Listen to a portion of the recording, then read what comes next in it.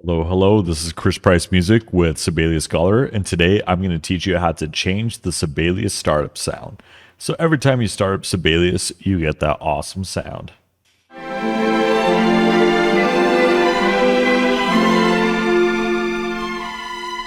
It's a fun little ditty, but let's say we want to change that. First thing that you're going to want to do is make sure you have a WAV file for the sound that you want.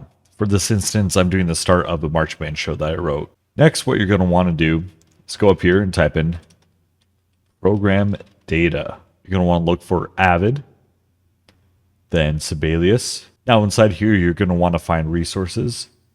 And then we have the normal startup sound. We can go ahead and play that. Beautiful, but I don't want that. Let's throw this inside here. I'm going to copy the entire name right here. So I'm copying startup sound and I'm going to rename it to startup sound old, just in case I want to get it back again. Now let's go ahead and get this and rename it to startup sound. Now, when we start Sibelius, we will have the custom startup sound. Perfect. Thank you so much for watching this video. I hope it helped out. This has been Chris Price Music with Sibelius Scholar. Leave a like if this helped you and subscribe to see more.